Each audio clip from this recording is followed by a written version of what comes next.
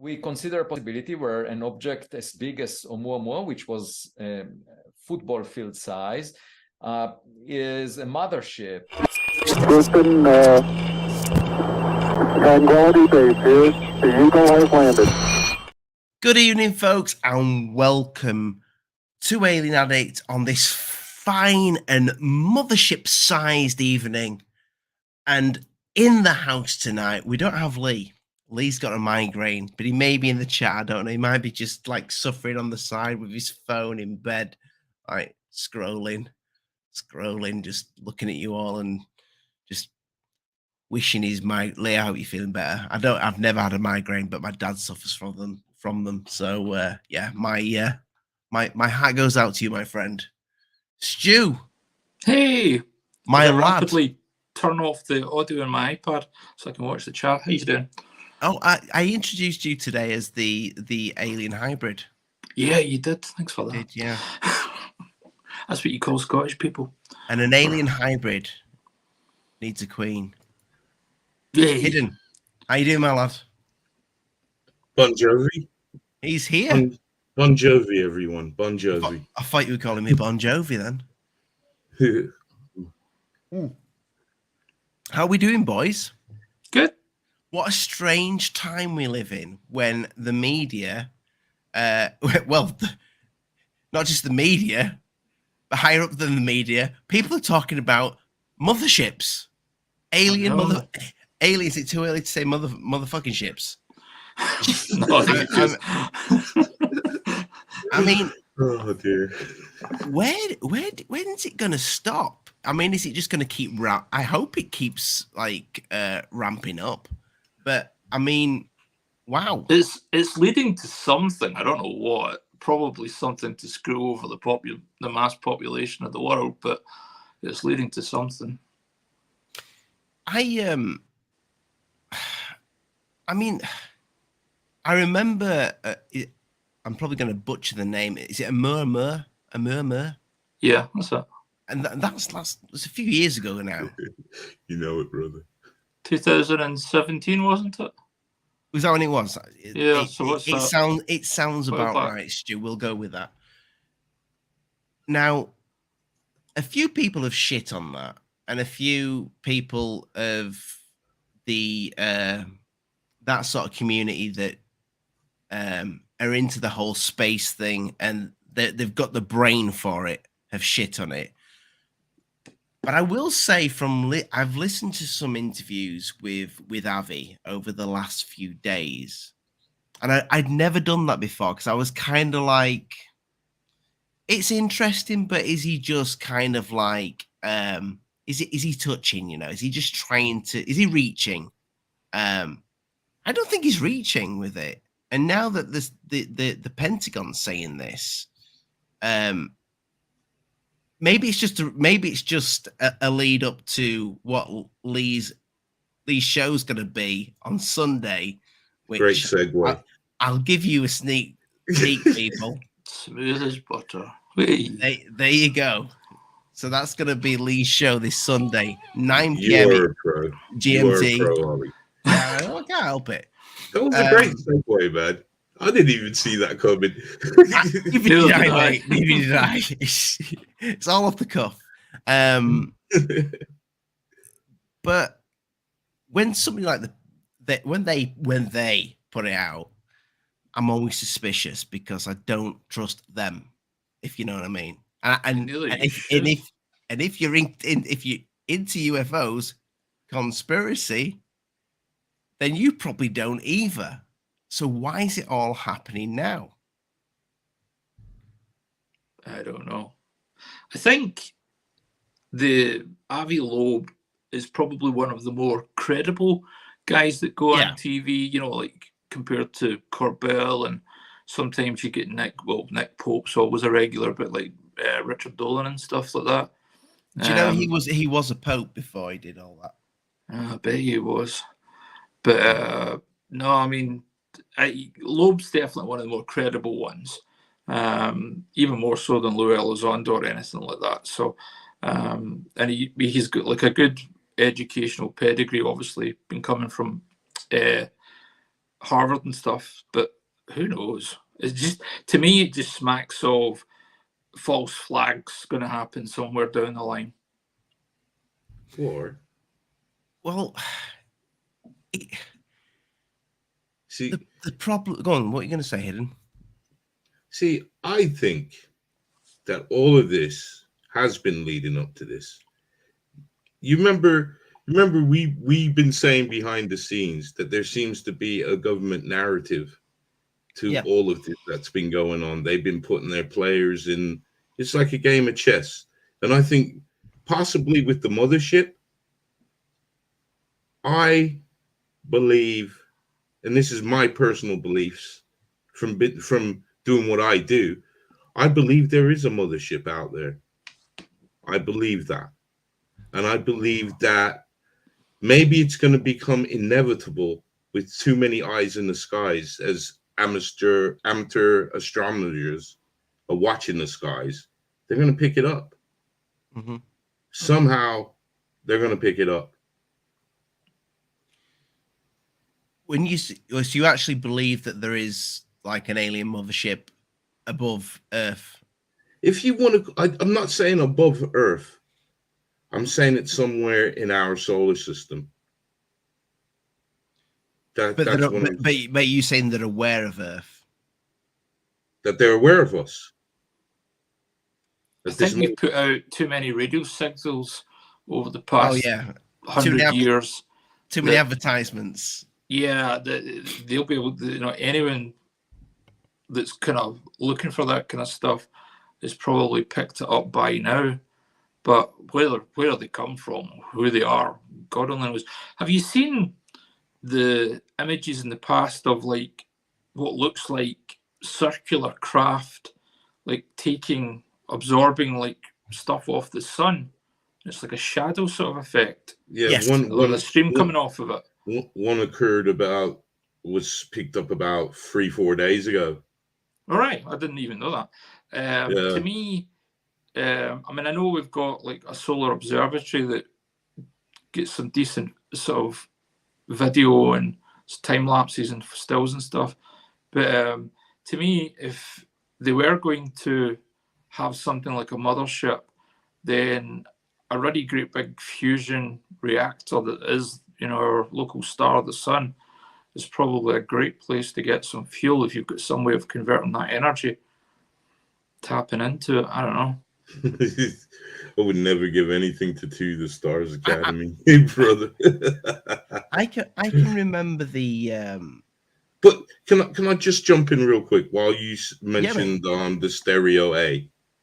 Yeah, satellite. That's monitoring the sun. Stereo A, yeah.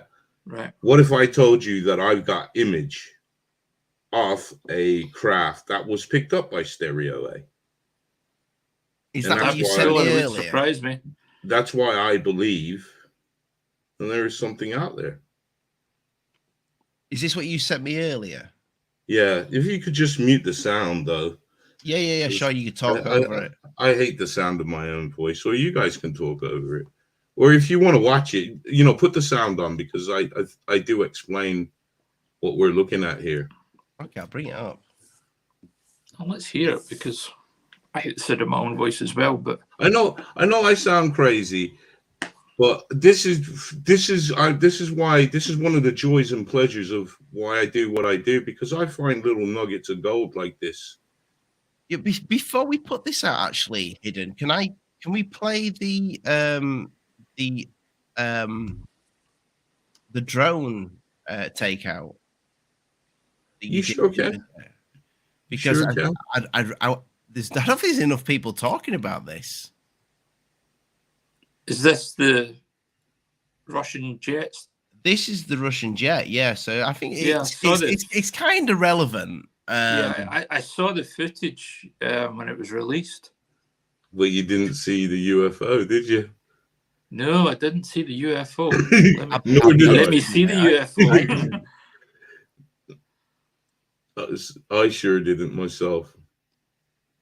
Was it you who found it? Was it you that found it? No, it was a whisper.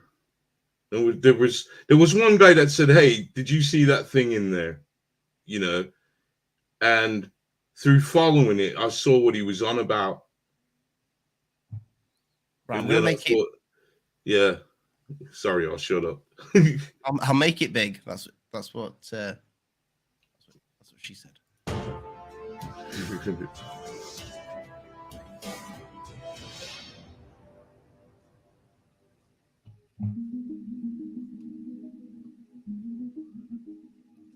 Okay, guys, we got this really cool piece of footage to take a look at. Now, you may have seen this already of this Russian jet spraying the drone and putting it out of commission. But what you might not have noticed was there seems to be a UFO orb that was captured in the footage. So, guys, let's take a look at the footage, and then we'll have a real quick chat afterwards.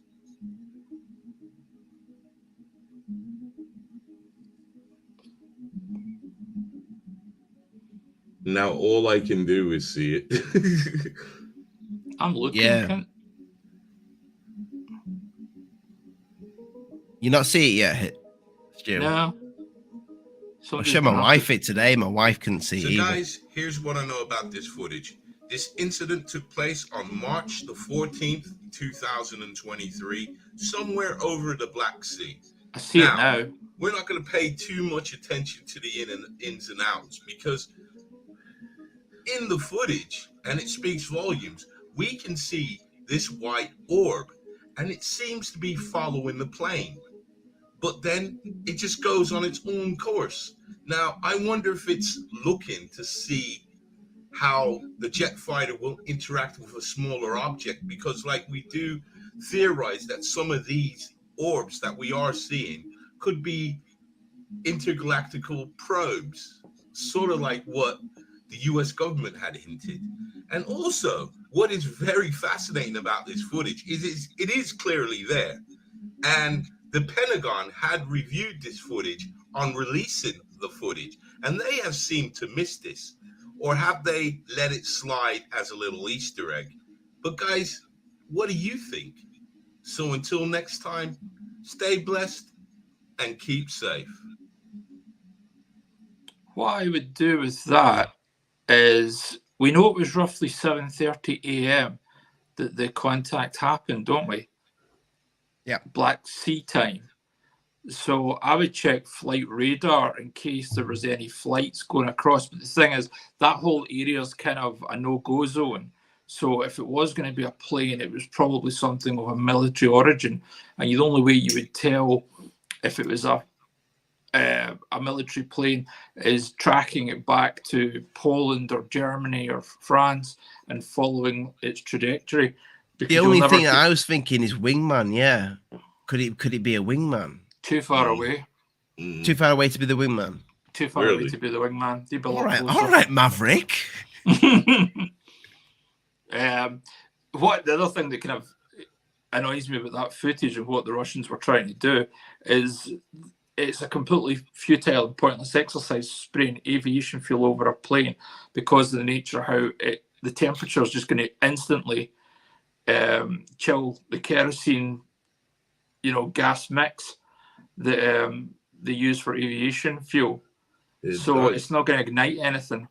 I saw somewhere that it was something else.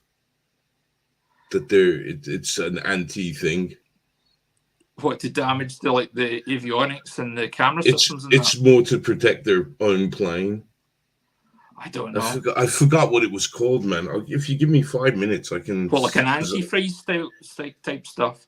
Let me go back and check the chatter, and I'll tell you what it was. It kind of looks like aviation fuel, just with the nature of where it's getting dumped from. But I mean, if it's not a wingman, I mean, it did look kind of like, and from that distance, I think anything is going to look kind of Tic Tac shaped, but it looked like it could be a little, Tic Tac. Yeah. Or it could be a bird. I don't think you'd see. I mean, the footage is grainy as it is. I don't think you're going to see a bird. No, birds aren't real. Birds aren't real. No, they're not. That's the problem, like cropping into like footage like that so far. That's what I mean. there's a real breakdown of, you know, resolution and knowing what it is. I mean, it literally could be another fighter jet just hanging back. And the more you try to work with it to try and tidy it up, is the more you distort it. Yeah. So it's just, I got it as best as I thought I could. No, I think you've done really well with it, but it's just difficult to tell what it is. But it's something that's unidentified at this point. So if it's as a UFO or UAP or whatever, but what it is, don't know. But they say the commercial aircraft are completely avoiding, obviously, the whole of Ukraine, and I don't know how far into the Black Sea that's of. I haven't looked at it, you know. No go zone, no fly zone, no TAMS thing has been put in place. Well, practically, the Black Sea is a big bloody sea, so I don't know how far into it they've actually like excluded it, just because the Russians are being so active. Well, I mean, I will say this: it's a bloody good little spot, hidden. Totally, I like it. I'd say thank you, but it's some random dude in a chatter that just sent it to you. No. Just that's why I say to you when I'm saying like I'm working like 8 hours a day. I go into some places. Yeah. I go into some places and I actually like if I see something that they write, I like to read the chatter. And he was asking this question, you know, did anybody else see this? Yeah. And then I had a look because he said where to look, and then I saw it. And it's like what I said. Now when I see the footage, all I can see is that now. But when I first saw it, I never saw it at all. So, Stu, just to give the audience, because my reading's terrible, if you wouldn't mind giving a quick background before we play this next clip from Hidden with his mothership, what did the Pentagon say? Sure. This is from the New York Post. Pentagon officials suggest alien mothership in our solar system could send mini probes to Earth. Pentagon officials said in a draft document last week that aliens could be visiting our solar system and releasing smaller probes or probe-like missions conducted by NASA. It's really bad journalism, the way they're writing that, when studying other planets.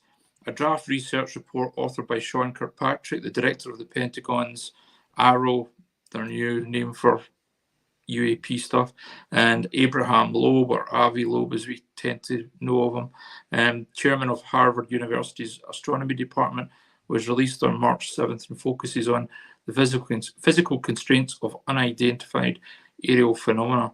An artificial interstellar object could potentially be a parent craft that releases many small probes during its close passage to Earth, an operational construct not dissimilar from NASA missions, the report reads. These dandelion seeds could be separated from the parent craft by tidal gravitational force of the sun, or like solar winds or whatever, or by maneuvering capability. So that's the kind of crux of it. Yeah, this sort of dandelion thing that they explain. This is what Avi Loeb was talking about, where this whatever Oumuamua is, he believes that this cigar shape that I've kind of done in the thumbnail here. God, that thumbnail took me a while. Use some HR Geiger stuff in there. Kind of looks like it. Yeah. Well, I use some Geiger stuff. But he said it's probably not cigar shaped. It's probably it's what he thinks it could be very thin, like almost like a solar sheet, a solar sail, a solar sail. Yeah. But that thing, I believe that thing came in. Was it something like was it 50,000 miles an hour or something? It was something stupid. It slowed down to that once it came into the solar system and past the sun, and once it kind of had gone past, I think it was Jupiter or something, it seemed to speed back up. But as far as I know, it's out of our solar system now. Yeah, it's gone. I think it's long gone. And I think that's what I was saying to you before we went live. Like, you think how long it took us to get like our little Voyager crafts to get to the edge of the solar system. You're like 30, 40 years. So, yeah, that thing's moving. But it's using perpetual motion, isn't it? So who knows? Who knows? When they talk about probes and the dandelion seed thing, I just can't help the nerd in me think of the Viper probe droids. The sort of black droids in Star Wars with the dangly legs and the red eye. Oh, beetles in the bathtub. Yeah. that beetle in the bathtub. That's the one. That's why anytime somebody says probe or that kind of thing, my head goes back to the probe droids. I'm gonna have to do a T-shirt for that. Just gonna say beetle in the bathtub. As long as it doesn't say Jeremy Beadle in the bathtub. Oh, I have a really little small hand. with my good hand. Rest in peace, Jeremy. God rest your soul, man. Made me laugh. Loved him. Made me laugh, man. Much love for to the you guys in Americans the watching, chat, man. they haven't got a clue what we're talking about. Oh no, Americans won't know Jeremy Beadle. Jeremy Beadle is absolute ledge. Total. Anybody who's American that's watching this show, turn this show off right now and YouTube who Jeremy Beadle and watch Beatles about. No, don't do it after the show. Didn't he once do a crashed UFO prank? He did. That's right. Somebody's backyard. And he was the policeman, wasn't he? Mm-hmm. I remember that. It was so bad. It was good. Beatles about what an amazing show. Off topic now. Yeah, just a bit. Yeah, I'll rein us. That's why I did used to say that he did do a UFO sketch. But... So this whole the more it's long gone, but now we have these amazing telescopes up there right now. I'm wondering if we're going to get another one. If we're going to get that one that I know some of Avi's and I'd love to have the guy on. I might invite him. I think he might come on. He seems pretty cool. Seems quite down with the kids, and I've heard he likes gingers, so I might invite him on. See what happens. But a lot of his colleagues really shit on him, in terms of they did not want to know about this. Some I heard said to him, "I wish this thing never existed." Use those are the words that Avi used when he was on Joe Rogan. And when he started doing his thing and saying what he was saying, he did get a huge backlash from the sort of scientific community. And I think there's a real high level of snobbery in that community. But I think he's got more credibility with it sort of a few years down the line than he did have when he first sort of said, I think this was an alien spacecraft of some type. Here's my reasoning why. People seem to have come round more to his way of thinking. But obviously it's still a theory, it's a hypothesis. Nobody's going to know for sure. Well, I mean, the way, and I'm going to butcher this, but the way he described this thing is because it wasn't going in the solar vortex, yeah, whatever. I can't. Yeah. Those were the words he used, but you know what I mean. The way the planets travel around the sun and through the. It wasn't typical. This thing galaxy just came in, and it went out, and it was double the speed of any other comet or asteroid. Yeah, and the fact that its speed changed, it slowed down at one point and then it sped back up. But that's not uncommon for these. Well, yeah, because you get that catapult effect, don't you? If they get some gravitational pull from something.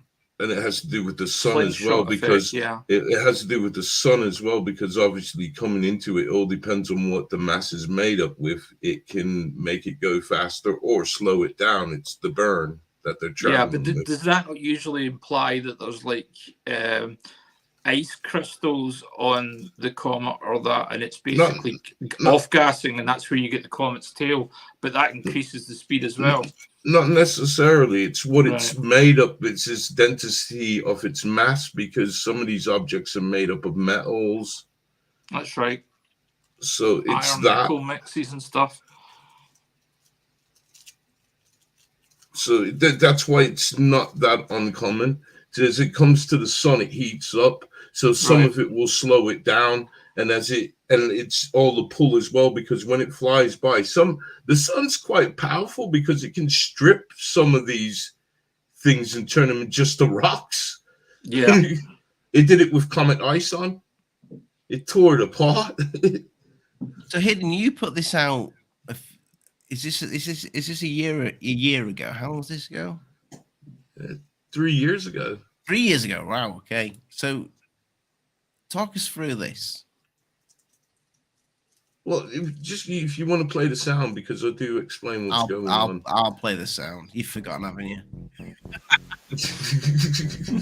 I'm rolling On up, February man. 29th, 2020, Stereo A, one of the cameras that observes the sun, caught this interesting craft in our solar system. Now, the footage was only 4 seconds long before the cameras malfunctioned, and then guess what? Started working after this thing passed. But please, take a look at this. This is pretty spectacular.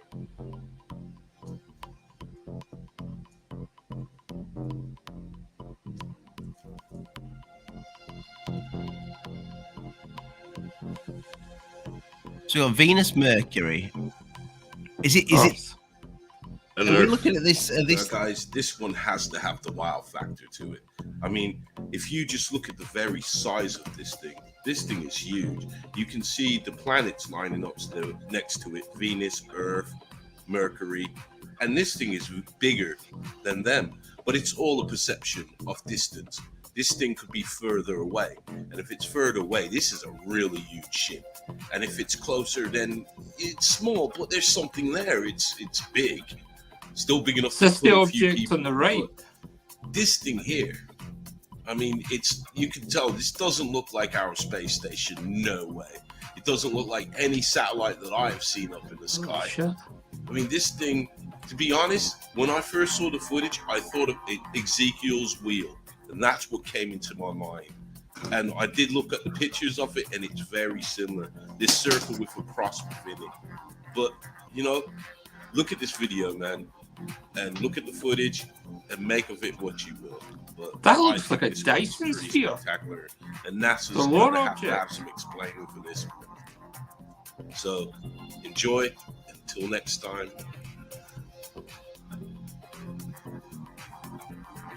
That looks like a Dyson sphere.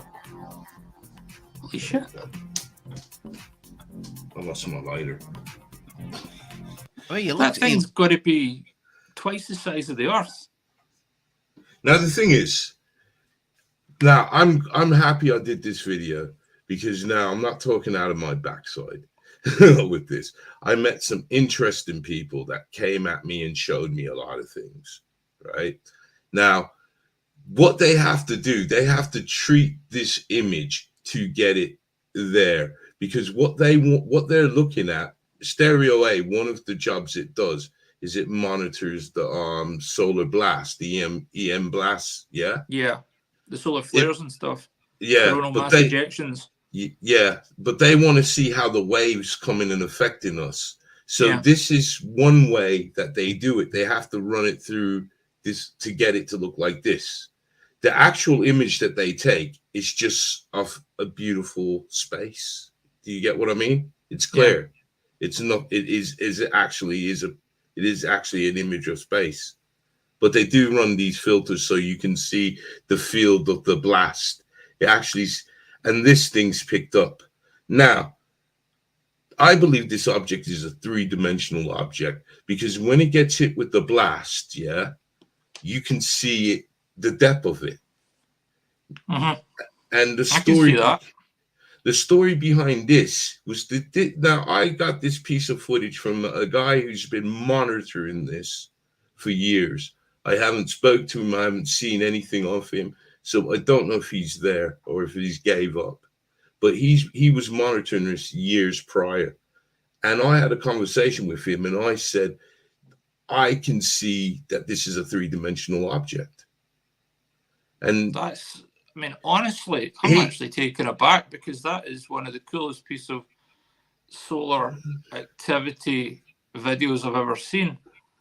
Well, and to be totally honest with you, man, this guy that spotted it, he handed over quite a lot of information to me. And what he also handed to me is probably the smoking gun that this is a three-dimensional object. This is why I believe this. He gave me a photograph. This is how it is. There was two satellites up there. There was stereo A and stereo B. Yeah. Yeah. Stereo B's gone. It's gone. What it happened had gone. there? I think it went down. Right. But I'm not sure. So I can't tell you that. But the stereo B was operational. And because this guy had been, you see it there when it got hit? Yeah. See how it stood out? What's the thing above it though? The sort of I was just about to ask that. rectangular, rounded rectangular. That's something that's an effect that's always in there. Right. So that's just on like, is that like on the lens or? That's from them. That's from the filtering process. Yeah, because it seems to kind of block almost like the solar winds, and there's like an empty space. Yeah. But no, that is fucking cool. Now the thing is, you can literally see it rotating. One of the things that he gave me is a picture, and this picture, he managed to take a picture of the object on stereo A and also on stereo B. Now, for that to be happening, it's got to be a three-dimensional object. Yeah. And I have so cool. I have, and I'm waiting. I'm trying to figure out how I want to show you this because I've got emails from NASA, and I've got this picture. So, man, this is why I'm thinking. What do you mean you got emails from NASA? Man, there's a story behind this that needs to be told because this is why I think they're trying to all this foolishness that they were trying to get us to be aware of. I believe there's something there, and if this ain't saying there's something there, I got a picture. Now you guys ain't seen the picture, so fair enough. I mean, that's weird. It is weird, and it's cool as hell. But has NASA said anything about this after of what? Oh, of course, of course. What about the debunkers? Has anybody? Of course, this is my proudest moment of doing what I have done. Is NASA answered that video? And what did they say? They said it is an artifact in the compression. No, okay. That's not how compression artifacts work, because if you had compression artifacts, they would be all over the whole thing in one way or another. And that's one specific object moving at a certain velocity from right to left. That's not an artifact. That just added fuel to the thing, because I know it's not. You know what? If I never saw the picture, I mean, I went down. I was talking to some proper people, man. You know, I even talked to one guy who was trying to debunk it. See the fact that the thing we were talking about above it, that's kind of rounded rectangular shape. If you look at it, that's effectively an artifact because it's in one place, it's not moving, and it has a sort of grey edge coming off to the right. Yeah, smudge. So that could be considered an artifact, but not something that's spherical, has dimensionality, as you say. I mean, holy shit. Yeah, so Stu, you know, Stu, you know about image. It's just slightly rewind there. So you know about image. You know from doing videos yourself. Yeah, I mean, how I've written code for filters and stuff, for like sharpening filters. Can an artifact cover another artifact? If that makes sense, because that artifact Not really. there, an artifact's an artifact. It's an aberration created by the way the code's effectively written, so it doesn't work. It's not like it's covering up something. It can change something, but not cover it up per se. But I mean, that's just, honest to God, when you first played that there, I thought that looks like a Dyson sphere. You can see like the sphere circular bits, and then, in fact, remember the. Sorry. I'm not saying it's this, but do you remember the Jesus, the craft that they used in Contact to send Jodie Foster's character? Yes, great film. To Contact, right, and it spun around, and it had different, like circles within circles rotating. I can't remember what you call that, but that's what that reminded me of. But see, the problem is with that object is it's invisible. That's great. The amount of gravity that thing must be exuding as well, because I mean it's twice the size of the Earth and Venus. Is it though, or is it? Could it be it's invisible. Closer? Could it be closer? It's invisible. Well, yeah. I mean, of course, it could obviously be closer to the satellite. Look at that. Look at that. You're telling me that ain't 3-dimensional? That's not a 3-dimensional object. You can literally see there's a bit connecting to another bit, and then it goes down, and then it goes across, and then it goes up, and then it does like break off at the top. This what would be the sort of northern part of it. That's fucking crazy. Wow. Not seen that before. Well, now you have, my brother. Yeah, I like it. That's one 3 day, years ago. I'm telling you, one day I got to show this picture. This is the smoking gun, and I'd love to hear what NASA's got to say about it. So NASA responded to that. So well, somebody did claiming to be from NASA, and said that this is an image. No, NASA responded to it. They openly responded to it. And they just said it was an artifact. Yeah. And it was brought up. It was brought up. No, I don't know how they did it, man. It was brought up that because they did that, because it was brought up the fact that they're answering through your YouTube channel.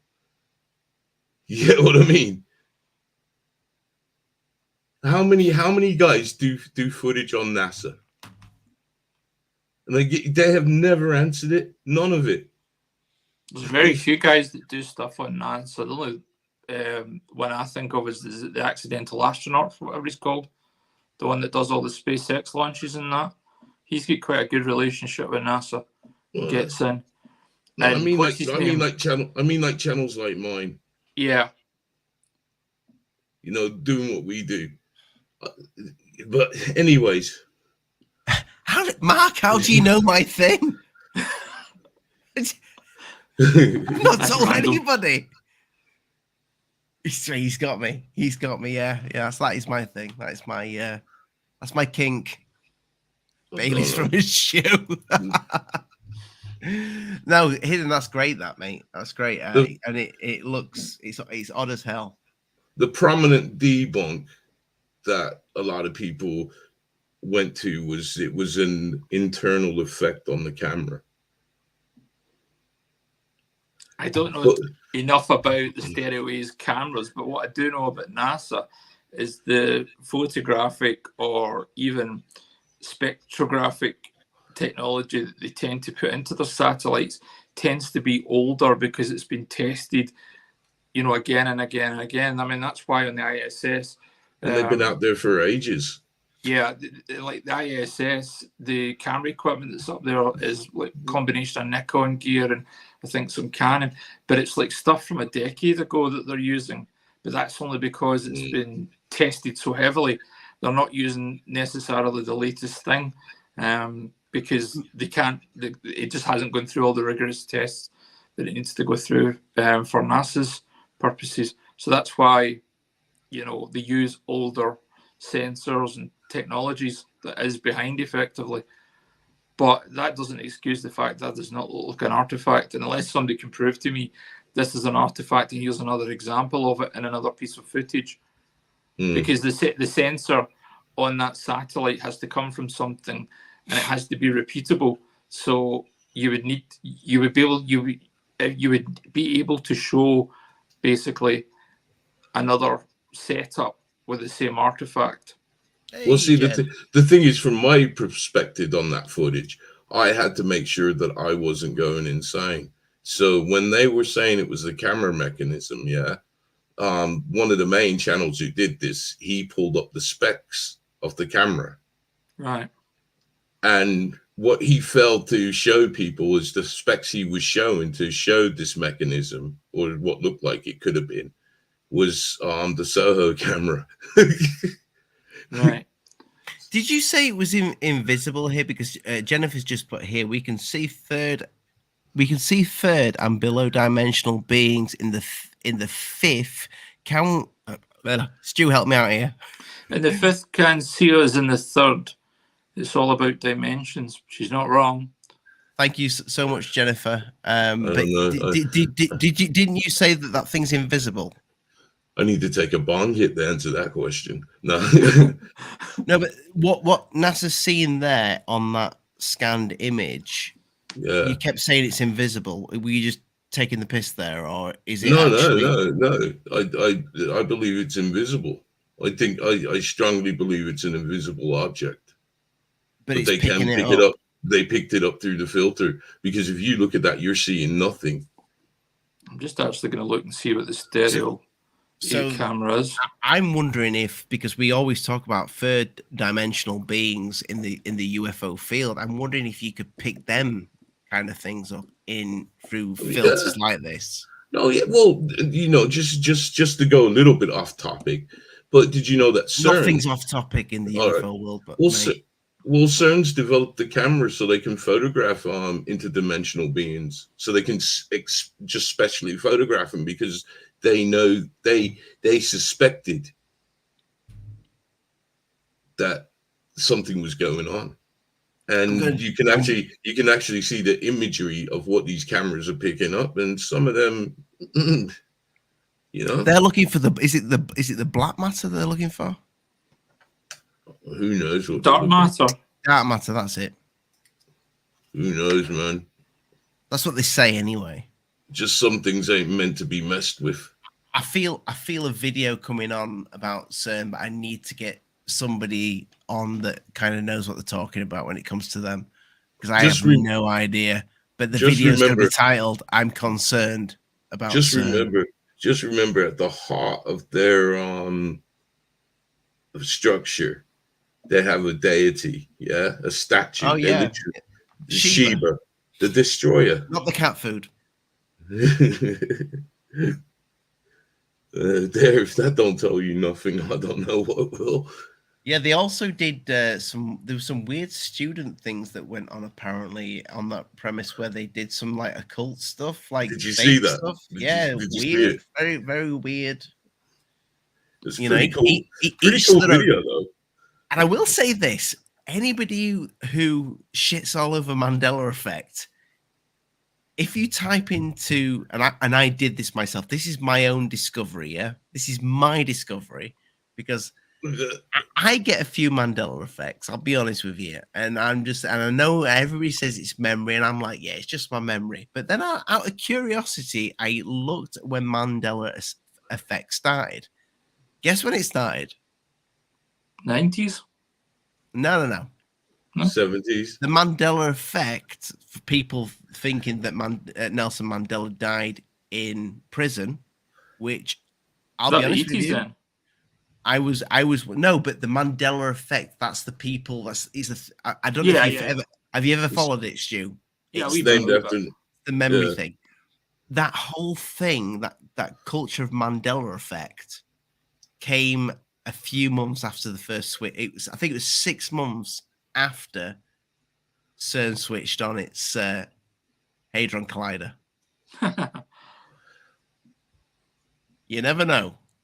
You never know. Never The know, people. thing that I think captures the data is an inertial measurement unit made by Honeywell.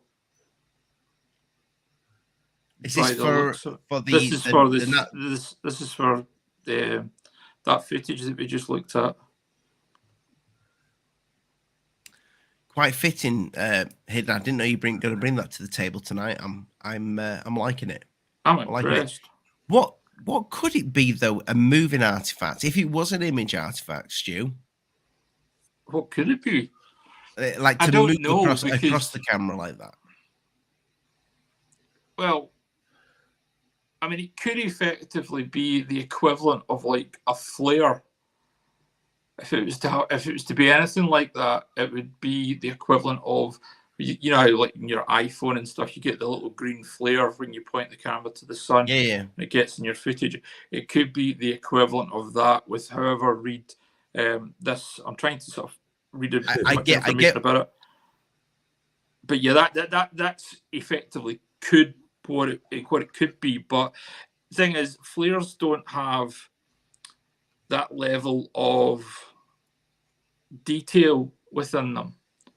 You know, there tend to be aberrations that are oval circular. They don't have inner details, very rarely. So if anything, it could be a flare of that white object that's moving across the line.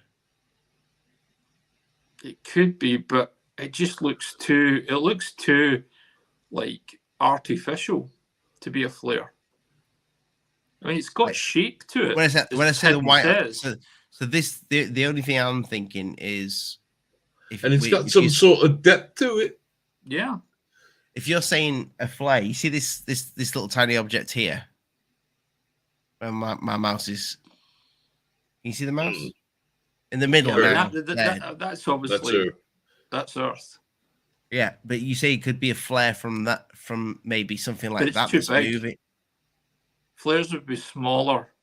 And they kind of fit with what it is. Like when you zoom in on a flare, and when you zoom in on like lens flare, is that what we're saying, flare? Yeah. A lens flare in effect. They don't look like that. You can make out the object it's flaring off of. Yeah. So basically for the audience, this is a 3D is it inverted image of space? It's kind of 3D in a way, isn't it? Yeah. It is actually footage, but it's just been filtered so they can see the blast. You see that? The blast? Yeah, I saw the blast. But you can see the gases that are moving as well. So they get to see how this affects all of us, not just Earth, but all of us, because all of us, you know, all the planets, they intertwine. Yeah, interact.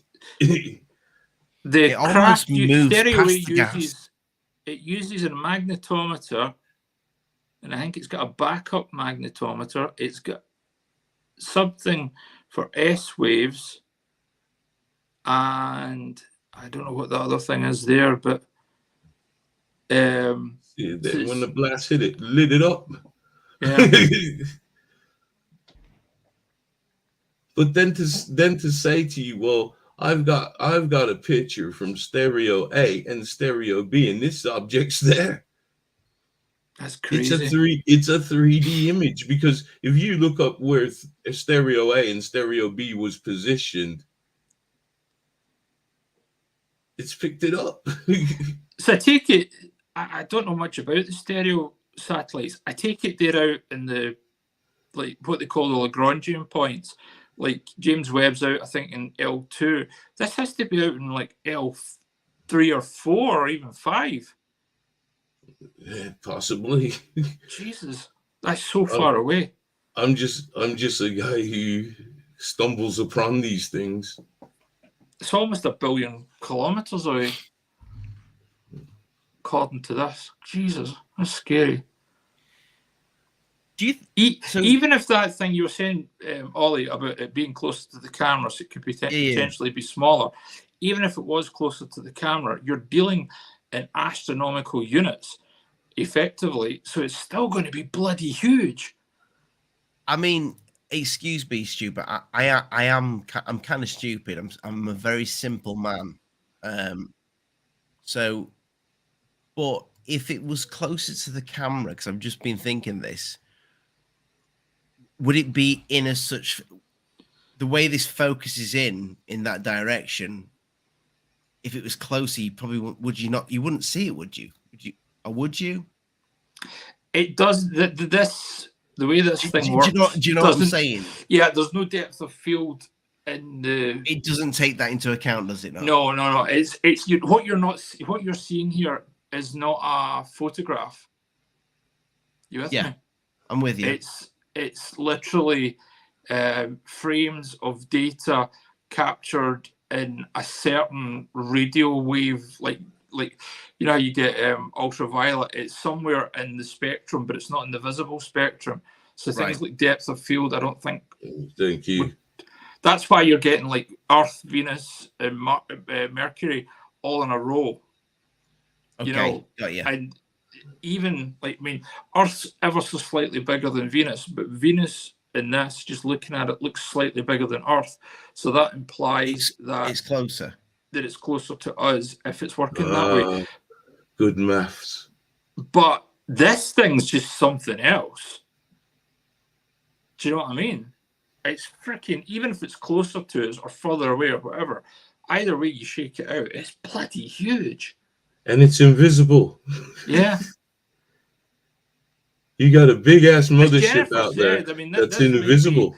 This might be 5th, 6th, 11th dimension shit that we just don't have any clue about. And what you're seeing is like almost like the ghostly sort of after effects of it interacting with the solar winds. Because it does light up like a Christmas tree when it gets hit. And my thing to tell you, this wasn't the first time this object's been picked up. I think this is the best it's been picked up. Right, that's what I was going to ask next. I would like to see the other footage for the simple reason, if it's doing exactly the same pattern of movement, right to left at the same position, then it is an artifact. Yes. But if it comes in a different angle in a different direction on another piece of footage from another day, then it fucking ain't an artifact. It's a bloody object. What it is, I don't know. There's one that was after this one, and it put out a shield kind of thing. Well, there was something in front of it. Crazy. I want to see that second one. I want to see that second. People go to work. People on Twitter go to work. Find out what this thing is, and tweet it to us. If you find more of this thing, then we could debunk it as an artifact. But if we only find one or maybe two, Hidden could have the Holy Grail there. I like that, mate. I'm being serious here. That there is more interesting to me than the fucking Tic Tac videos. Oh yeah. I get what you're saying there. You know, at least that you get an idea. If that's actually there, it's fucking huge. We don't know what the Tic Tac video doesn't reveal to. I don't think to any of us. An object that flies with impunity or whatever you want to call it. I don't think it. You can look at that footage and go, "Holy shit!" If there's a human in there, it's mush. But what if they've had to like play this game because they've known something's going on, something out of their control? They had to try and control the narrative. There was too many people like us that were finding things that maybe we weren't supposed to find. You know? Yeah. Yeah, I found an article in Popular Mechanics about this, right? And NASA basically say it's effectively what we were just saying there. It's like the equivalent of a lens flare, and it's coming off of the Venus. The fact that Venus comes in from the left and this thing effectively mirrors it across on the right. But I don't see that. Well, even if that's not what I'm seeing. See, even if that was the case, this is why the picture I have is the thing that blows it out of the water. it wouldn't have been picked up on stereo B. Can you share that picture sometime, even privately, so I can get a look at it? I about Stu, if this was because we're looking at Venus. Can you see my cursor on the screen here? Yeah, Thank you. that's Venus. Yeah. 420. 420. They're basically saying it's like they're tracking each other. So, like, if you can imagine, this is Venus, right? And then my other finger over here it's coming in like that. So it's crossing each other's paths. So that's what they're saying. It's like an artifact that's mirroring it, basically, according to this popular mechanics thing. But I mean, to me, that's not debunked. No, but you would be able to debunk that though. If let me just pause it right there. If it's a mirrored effect, if you was to get the full the full frame of this whole lens, you would be able to see if that is mirrored. Yeah. I mean, to the eye now, it doesn't look mirrored. I would want to see it in different circumstances on another day with other footage to see if it replicated itself. And if it did exactly the same thing again with the same pattern and Venus basically created that, then so be it, right? It is debunked. But nobody's showing that. And Hidden says he's got a picture that blows what they're saying out of the water. And I'm inclined to believe Hidden over on NASA at the moment, because that does not look like a lens flare. Or the equivalent of whatever this is, lens flare. This is why this guy gave me his emails to him. Hidden is in the description, people. I will share this in the chat. Send it to Mick West, because West knows best. I don't need him. I don't need him. No, please. I love Mick. Please. No, I like him too, man. I like him too, but I don't want him on my case, man. Leave me alone. I'm just a simple boy in England. He won't be on your case. You know. I'll give him his due when it comes to when he's trying to debunk something or be skeptical about something.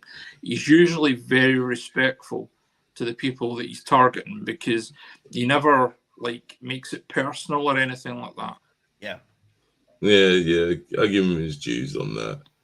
There's just I'd rather what's the other dude? I'd rather Scott over at what's his face? Scott Brown. Nah, UFO of Interest. Oh yeah, I like him. I like him too. He taught me a lot, so I'd rather him on my case, please. But I know what he said, because he already said what he said. He said exactly what that popular mechanic thing said. Yeah. And I said to him, well, I got a photograph. But has anybody debunked that? Other than the NASA guys telling you what it is? Not to what because I got the picture, Stu. You I know you want to see the picture, man. If I show you the picture, will you keep it to yourself? That's all I just want. Yeah, no. Oh yeah, send it to the end of the show. What? If that's absolutely fine. Yeah, don't. Because I'm looking at here. Because this man in this story needs justice. Because I got his email correspondence with some dude in NASA. I'm looking at, and the guy just walked away from him when he showed him the picture. He just said, "Well, what can I say?" Right, seeing this article, it says this same shape cropped up in basically other readings.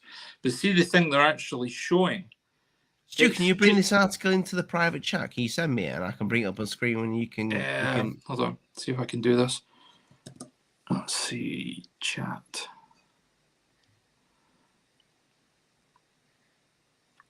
Let me do the thing is, this is all very interesting, considering the Pentagon is now saying that possibly we have a giant fucking dandelion in space that is shedding.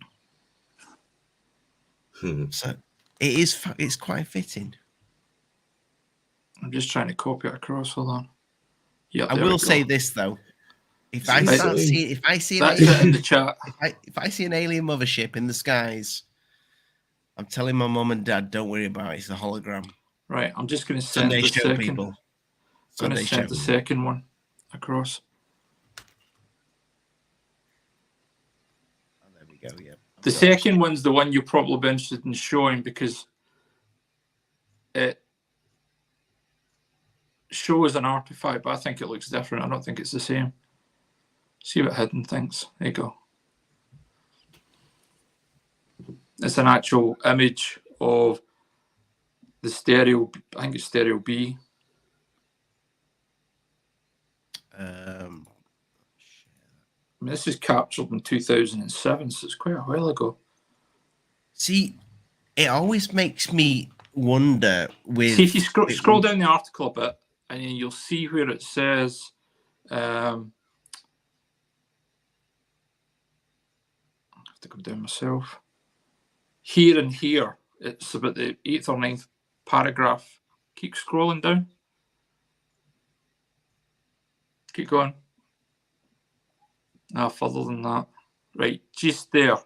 Mm-hmm. See where it says here and here? Click the readings here. Reflective light effect. Yeah, you do. I mean, I can see that there. You can. If I can. Yeah, but no. Click on the here, where it says it's the last line of that second paragraph. You can actually see the same shape crop up in other readings here and here. Click on the first here. And is that stereo B or A? It's stereo B. You got it? Am I going this one here? It's just above the image, right? There's 2 URLs under the words. Oh, here. yeah. Right, click the first one. First here. Yeah. Has that brought it up? It should bring it into another window. Yeah, it has. Let me get rid of this window. I wish StreamYard would just like... Yeah, show it. Take me into the window. Come on. There we go. Right, Hidden, what do you think of this? Because this, to me, does not look like the thing that you just showed me. See the circular thing next to the grey smudge? Can you zoom in on that? I can't zoom any further. I can Command plus. Yeah, I can see it. That to me looks like something different from what you showed us there. Yeah, that definitely does. It doesn't have the same shape. Nah, none of it's right. The positions of the planets don't seem right. They seem much closer. Yeah, nah, it doesn't add up. I call bullshit on NASA. No, I gotta say, man, it's because I think the images of the object is from stereo. I've got them from stereo A, stereo B at basically the same time. You know, with these cameras, how they work, days or like matter of seconds. Yeah. So they're basically at the same time. That's crazy. I don't know what it is. If you look up the position, if anyhow you could get some picture of the position where stereo A and stereo B was. Because the joke was when this guy was talking to NASA, he said, well, unfortunately, stereo B's down. So you there's no way you could prove that this is 3-dimensional. Because his argument with NASA is that it was the same thing. That's why he gravitated to me, because from the moment I looked at that and got that, that's why I say my shot is clearly the best by far, because but the thing when is, it got hit, it lit up.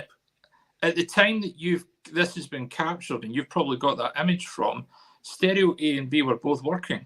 Yes.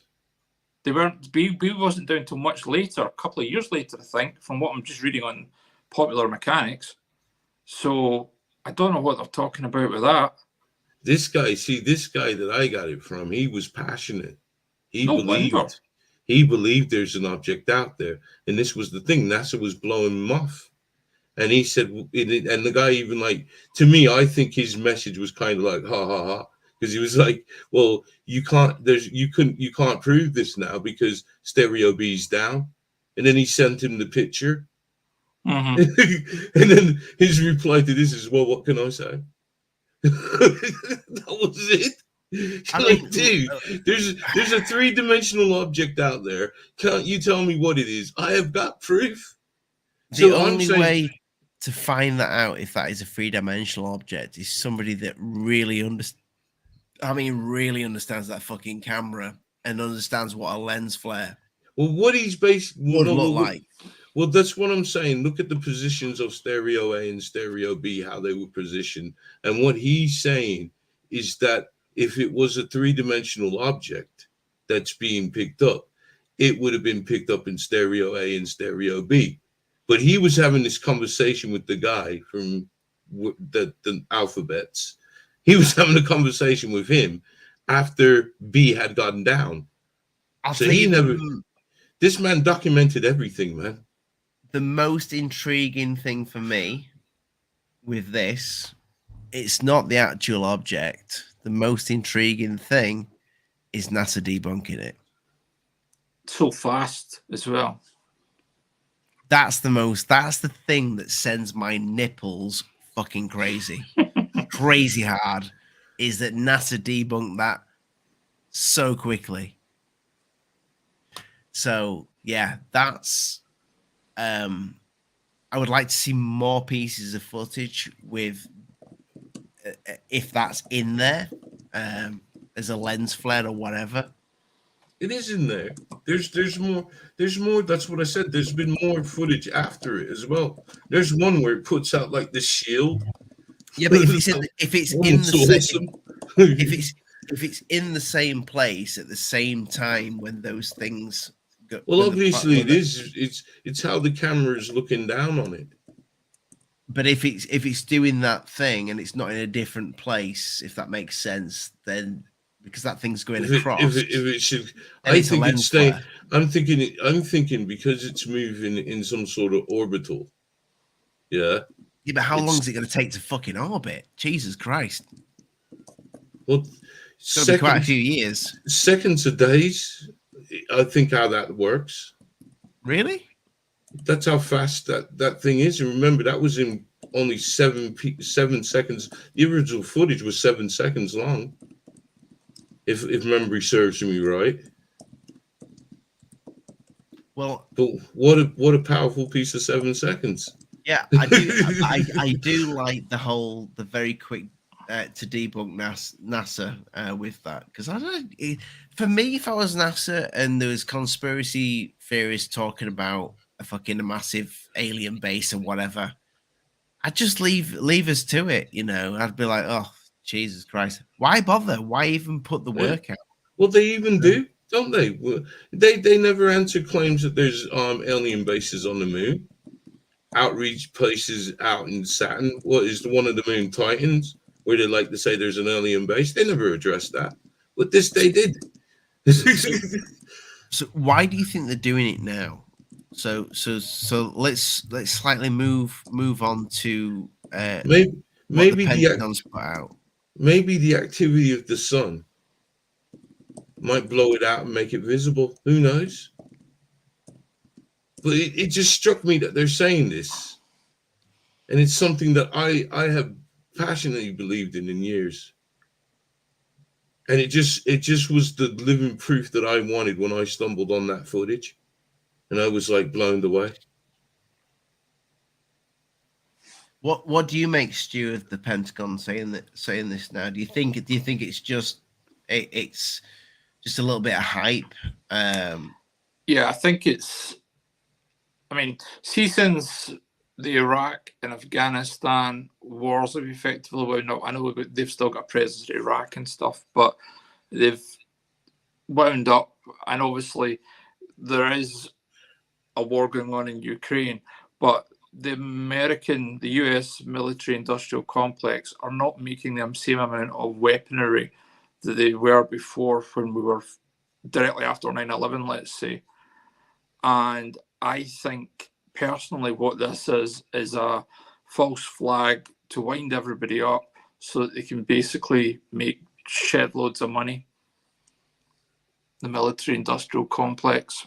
And I think it was Werner von Braun said that eventually it would be aliens that they would make out to be, the next bad guy.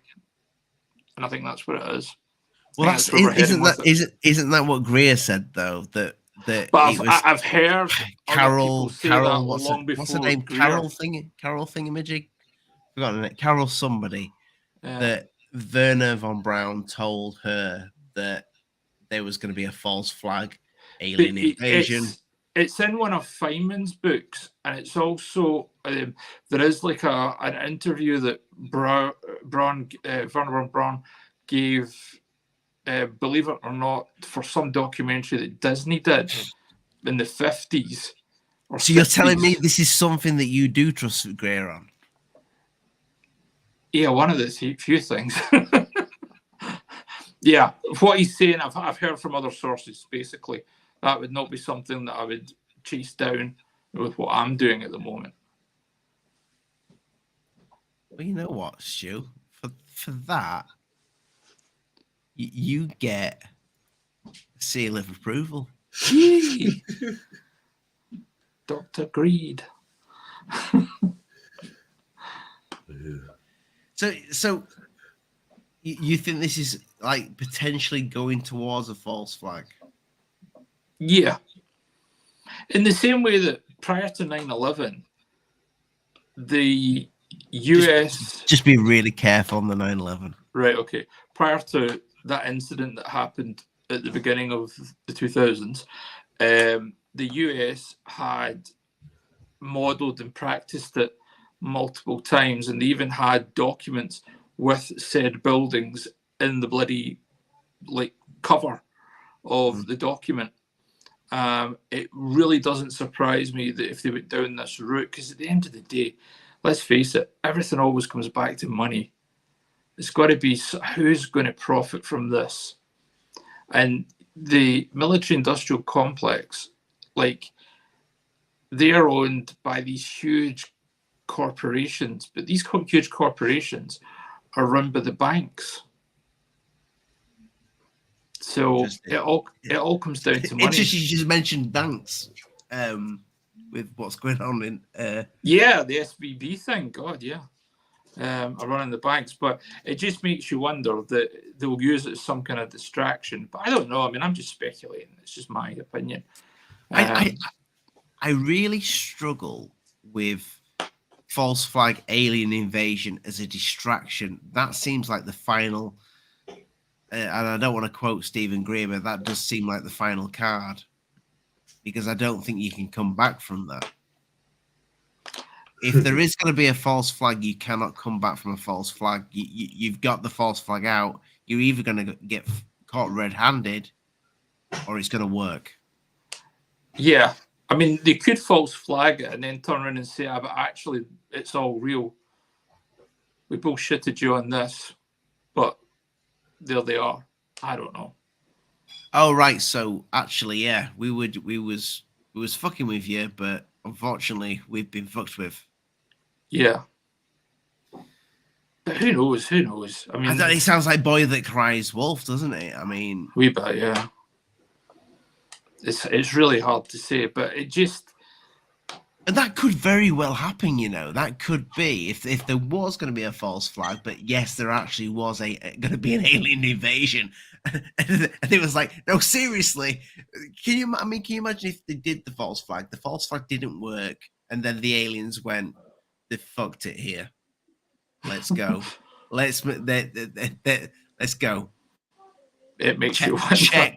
Check fucking mate. Yeah. I don't think, personally, if aliens were hostile, I think we'd be long gone. I think if there is, me personally, I think if anything is out there, it's benevolent and it's literally watching us like a zoo. Either that, or it'll just use us for whatever it can get, and not really, not destroy us, because it's got no reason to destroy us unless we're a massive threat. But let's face it, if this thing's, whatever it is coming from light years away, it's not going to worry about a few little nuclear weapons going off on this planet, unless there's something on this planet that it does want. But here's a thought for you. Unless it is from this planet, then it would be worried. Yeah. Well, we talked about, aliens under the sea not long ago. But no, here's a thought for you, right? what Hidden's shown us tonight, right? That object is potentially huge, twice the size of Earth, right? See if that thing got within 500,000 kilometers of the Earth. That thing's going to be whacking out some amount of gravity just by its mass. That is going to wreck this planet. If that thing gets as close as the moon is to us, 250,000 miles or whatever, it is going to absolutely rain terror down on this planet. Well, I mean, by the looks of it, it looks like it's approaching Earth there, but you don't. But you don't know how far that away. You can't understand that image when it comes to, you know. Yeah, again, they're presenting everything on like a plane, and that's also using our laws of physics. Yeah. But to have something out there that big, would we be using our laws of physics? But you know how what do they call that? Like what would be the 9th, 10th planet or whatever? Begins with an N, is it? Nibiru. What if that thing, Nibiru? What if that thing there is effectively what people have been tracking with the gravitational anomalies around Neptune and Uranus? It's not Nibiru.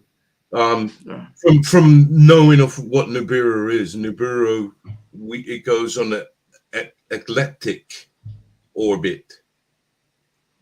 It doesn't orbit like us. Right. It goes on you know what I mean? If you could see me, I could show you how it's doing it, but it's in an ecliptic orbit, according to the scholars of Nibiru. Right.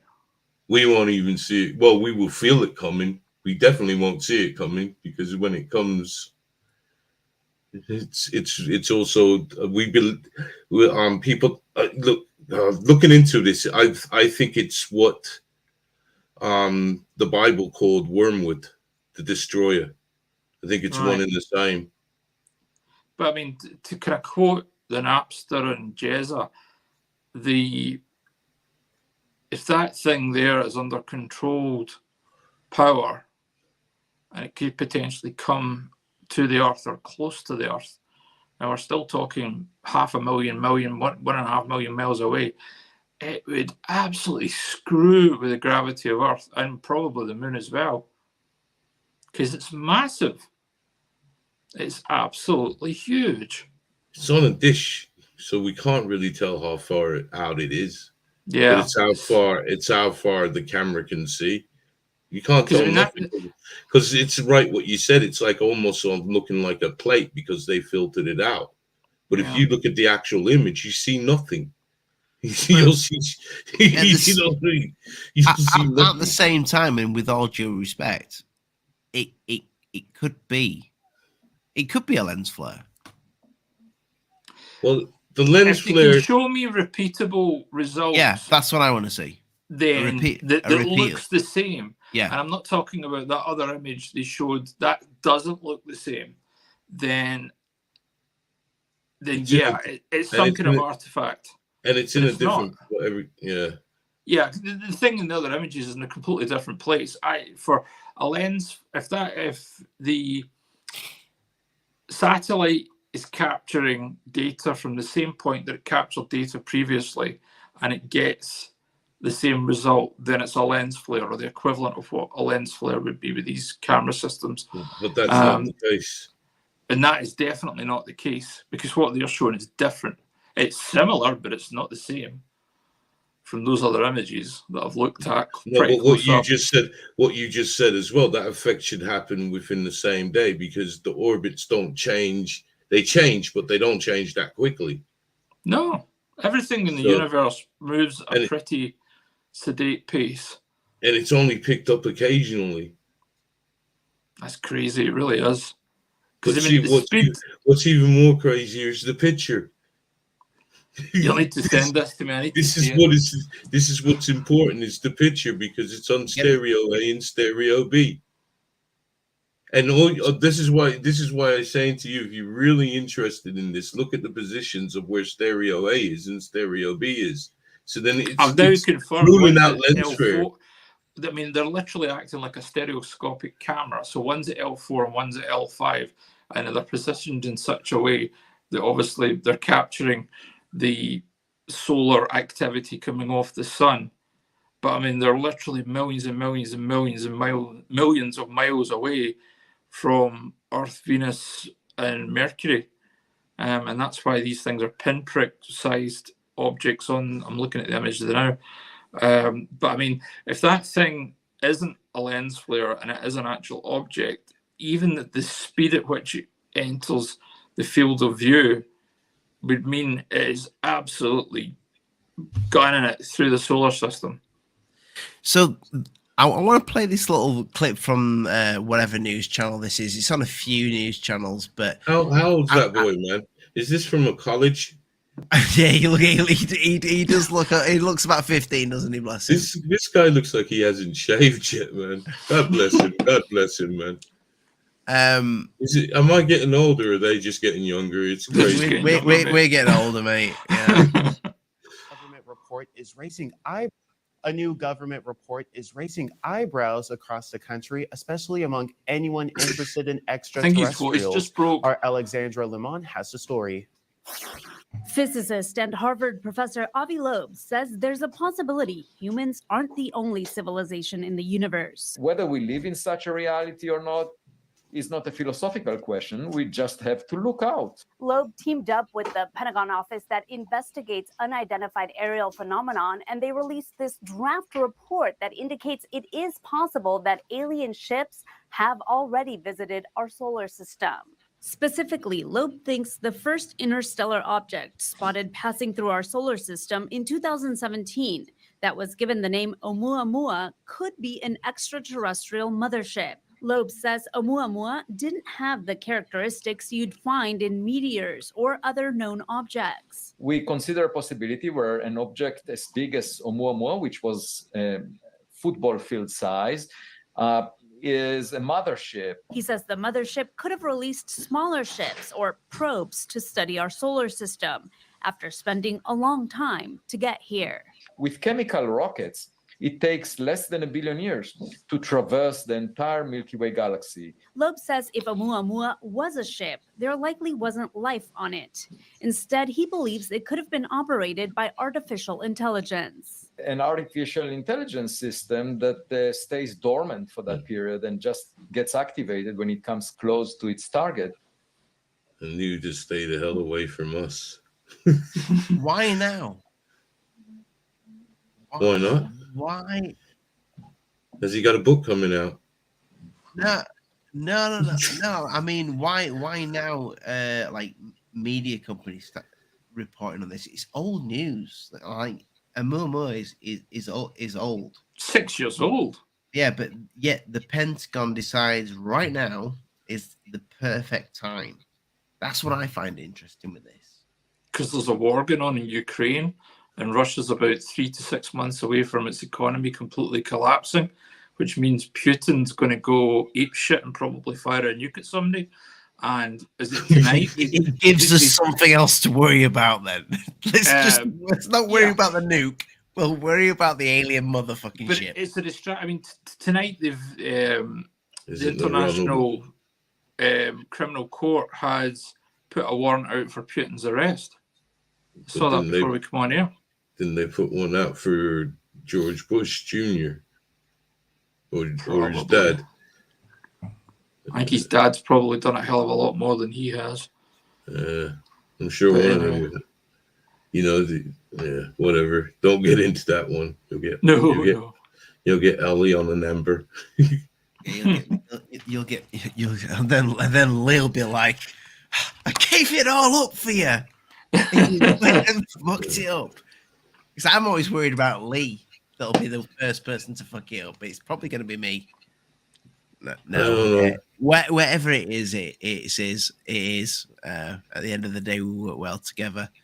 So you support the channel, people. Share it out, because we if you don't share it out, we might just disappear. Because Lee likes to speak outside the box. And I'm kind of he's training me well. Let's just say that, because I'm starting to become a little bit more daring every day of the week. I find it. like to prod a little bit. If you prod, Mum and Dad, which is YT, let's just call them, the platform that we're on right now.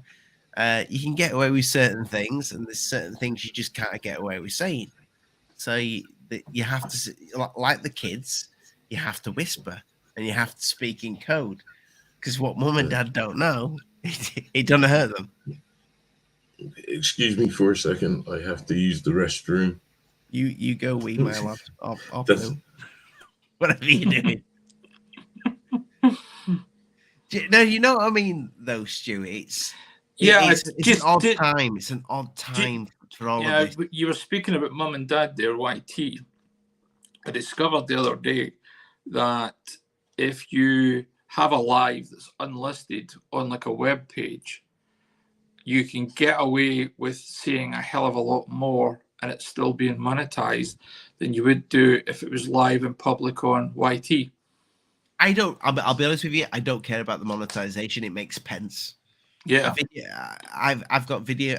The most I think a video did was like 100, like in British pounds, about £200. That hit like 50,000 views. Yeah. And that hit 1,000 views like within the first hour or so. That was when I think I've been going for a year and a bit, maybe 2 years, and I was on 60 subscribers. The next day I woke up and I had 1,000 subscribers. Long gone of those days of YouTube when it comes to alien content. No, they're just they don't. Mind you, that could possibly change if the government are wanting to put out a false flag. Also, it could do well for the channel, so there is a plus side. Yeah, there is a plus side. Before they destroy the planet, they're at least going to pay you $1 or $2. Yeah, there you go then. There you go. Are you down with because I mean briefly, actually, just quickly, because we are. I do want to speak a little bit about what you're doing with your documentary, because we have spoke about it on the channel before, and I'm sure some of the audience that have seen you before might be saying, Stu said he's going to do a documentary on Stephen Greer. Not heard shit about that. What's going on there? Did he lie to us? But before I do, I just want to quickly just if you're into the whole mothership stuff and you're wondering what's going on in the world, and you've heard about the little bit of conspiracy called Blue Beam, Lee's show this Sunday. It's all about Blue Beam, baby. Lee, what's going on with your Greer documentary? Stu, you mean? Stu. Damn it, red wine. It's getting late. I'm working on it. I'm doing the research. I'm interviewing people. I'm getting information. And originally, when I wanted to do the documentary, I wanted to find out more about Greer's career as a trauma surgeon or trauma doctor in the ER. And that's proven to be quite a difficult thing to find out about. And I've got people over in the US, in the state, in the town, in the city that he supposedly worked in, and we can get nothing out of anybody, which is bizarre as far as I'm concerned.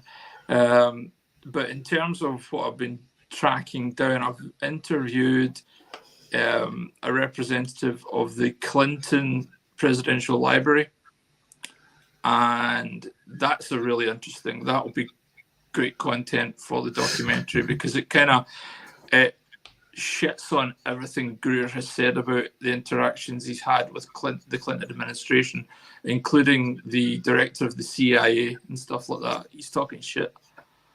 And the thing is, I'll be bringing receipts to the table. That's the difference. It's one thing saying it like we're doing now, but it's another thing when you actually see it. You've been working on this now for, is it about 6 months? With little bits? 5 or 6 months, yeah. More regularly, because obviously I've still got to earn $1 or $2. So I'm only putting in so many hours a week into it, as and when I can. But I'm hoping I originally was hoping by the end of March to kind of clear the decks work-wise, so I could put a bit more time into it. But just the way things have worked out financially, I've got to obviously earn a living. So it'll be probably this summer before I can put way more much time regular time into it and stuff like that. But I should have something to show the audience at some point within the next 2 or 3 months. A little snippet, a little nugget. But yeah, I mean, the more I research Greer, the more sort of videos I look at what he's done. I mean, I've literally watched every single video in his channel and taken thousands of notes. It's just, the guy's such a Walter Mitty. He's just full of it. You know, what he says. I mean, there's always a sprig of truth in everything he says, but 90% of it is just utter bullshit. It's just I mean, the way he always goes on about like everything's in an acronym and everything's like when he did that interview with, was it Kurt Jamungle, Theory of Everything podcast. Amazing interview that, and Greer fell apart. Oh, he fell apart. But he goes on about, you know, he was on a wet work list. And then he explained to them, yeah, wet work's when wet means blood. And, you know, I was on a list where they were going to kill me. And I'm like, spoken to people who are in the intelligence community. One, there are things like wet lists, if you want to call them that. Mainly Mossad are best known for doing that kind of stuff. Not so much the CIA. But if you're on one of these lists, you're going to be taken out. You're not going to survive. You know, you will have an accident. You will have a heart attack. You will have a stroke. You will fall out a window. You'll be in a car crash. Your brake lines will be cut. You know, they'll find a way to take you out. Well, nowadays, they don't care. So they'll just pop you in the head twice and say it was suicide. Yeah. So, I mean, he's just not, he's important in that within the UFO community, he's making a crap ton of money. And that side of things I'm looking at as well. Because again, everything always comes back to money. I'm trying to find out how much his apps made in the App Store. Proving difficult, but not impossible. I've got feelers out for that. And I just want to get to the bottom of what he's saying. More, not to shit on the guy and shit on his career so much as, to me, if you're going to be in the UFO community, at least speak your truth that is truth. Don't fucking bullshit folk. I hate bullshitters, and I am one. No, but I just don't bullshit folk in the way he does, because he bullshits folk and gets their hard-earned money from them, and I don't like that kind of stuff. Yeah, I mean, it's one thing getting things wrong in the community, and we've probably got. I mean, we may have got quite a few things wrong tonight, but probably, but it's our best guess. But when you actively go out to fool, especially when you're a big name, I think you've got a bigger responsibility. He's probably one of the biggest, if not the biggest name in ufology to the world at large. He is the biggest. I will say this: Jeremy's is him and George. I mean, George's been at it for years, but I think Jeremy wants the throne, and bless him. I hope he gets it. You know, I like Jeremy over. He's put the work in. I mean, Greer. As much as Jeremy, a lot of people think he's a prick. He is a prick. I think he will admit he's a prick. The guy, you know, love him or hate him, the guy's. He puts that stuff out that he's got, and I think he's like, I don't know what this is, but I'm being told this. Could it be a UFO? Yeah, let's just go for it. Let's bang it out there. I actually like Weaponized. I like the series. So far, I've enjoyed it as well, and I quite like, you know, what Jezza does, but he's a prick. He's a prick. Yeah. If I get him on here, I will say, Jeremy, you're a prick, because he is. He's Totally like agree he's with like you. he's like my mate, and I said this to Lee. He's like one of my best mates that I went to a beefer with. I reckon I'll have a right time with him, but the guy can be a prick because he just wants stuff done, and he wants to be ahead of his game. So, and when you see someone who's a little bit arrogant or whatever, you might think, oh, the guy's a bit of a prick, but it's probably a good laugh. He's probably a real. I can see why Robbie Williams and him are friends because it's that personality, and I've got mates that are like that, and they're a right laugh to hang around with. But when it comes to UFOs, I think Jez is probably very quick to the draw. You know, let's get it out. Boom, no. And George might be like, well, you know what? Let's just hold that back a little bit. And he's like, no, George, we need to get this motherfucker out. Let's get it out. Let's see what they say. Yeah, because he likes that, and that's his style. The thing with Greer is it's the name dropping. It's the name dropping. It's the people who have died. That's the difference. That kind of stuff really irks me. I mean, the whole name dropping thing, and it's getting worse each interview and each documentary. And I haven't seen the latest one that's just dropped. I'll probably watch it sometime in the next couple of weeks. But I'm certainly not paying $10 for it. Could you tell me when you watch it? Could you tell me if he dropped my name? Okay. I keep hoping somebody will bootleg it and just go and find it on, the interwebs. But I'll rent it when it comes out in April for rent. I'm not going to drop $10 on it this time round because the last one was just literally, I want you to. Are you going to go way back to the beginning then? Before he did anything to do with UFOs? Yeah, I would like to. I would like to touch upon his career as a doctor and his reasoning for leaving, because you don't leave a career in medicine that is reasonably well paid in America, because obviously their healthcare is private. For your whatever you think of that, but I mean, the doctors make a fair buck or two. Mm-hmm. To why he went into the UFO thing. Was it monetarily? Did he realize he could basically totally, land the golden goose and he's got his pot of gold from doing the UFO stuff? Or did he really feel as if he has a calling to it? Because, when he speaks of it and talks about, and it's the same old stuff. It's, it's the Wilson memo. It's the CIA director. It's Werner von Braun. The final card. That's probably one of the things that he's more truthful about. But again, everything that he says has a sprig of truth. For example, he has met the director of the CIA that he's referring to, but what was a dinner that they were both invited to, and he had a quick word with the guy, and I think it went nowhere, has turned into, I gave him a briefing and I told him what was what and all that kind of stuff. No, you didn't, because you do not have any kind of clearance. And like, people who have top secret and above clearance in the military industrial complex do not speak to people that are not already don't already have clearance as well.